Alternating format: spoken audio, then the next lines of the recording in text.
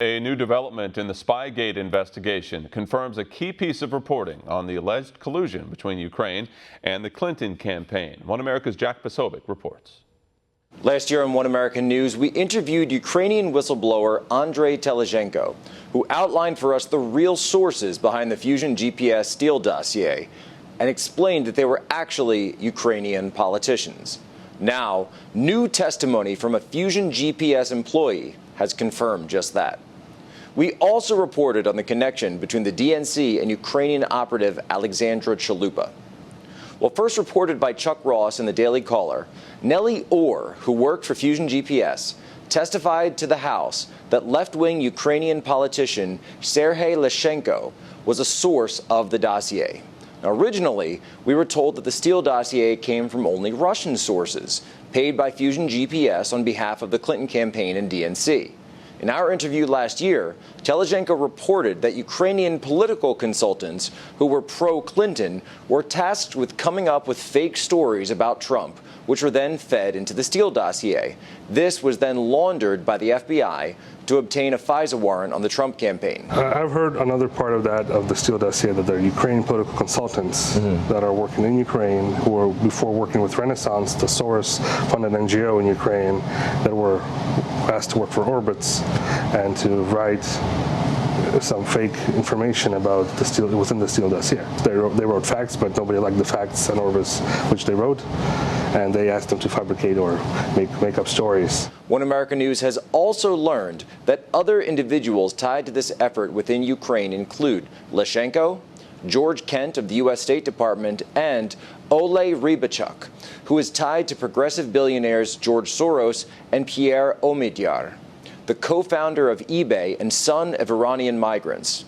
Omidyar has funded numerous anti-Russia campaigns, including an anti-Russia propaganda network in Ukraine, which was profiled by Forbes. He also donated over $30 million to the Clinton Foundation. Other backers of Rybachuk include the National Endowment for Democracy, a CIA cutout organization. The collusion between Ukraine and the Hillary Clinton campaign and DNC has not been completely overlooked by all mainstream media, but it has certainly received nowhere near the amount of attention as the allegations about Trump and Russia.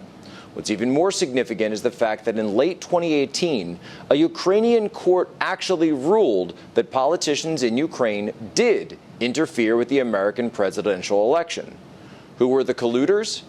The court found that it was none other than the same member of parliament, Sergei Lyshenko, the same Ukrainian Nellie Ohr admitted was a source for Fusion GPS. Additionally, the court named the director of government agency NABU as an individual who collaborated in this interference. NABU and Lyshenko were behind the so-called Black Dossier, the now discredited ledger that supposedly contained information about Paul Manafort's secret payments from Ukraine that was leaked to the New York Times during the election. Manafort left the campaign. That ledger was found to have been fabricated, but that announcement didn't come out until after the election.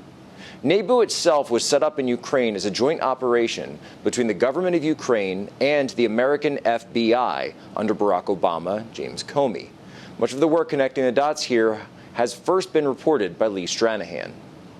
The Senate should immediately call James Comey to testify on this situation, and incoming Attorney General William Barr should open an investigation into all of this.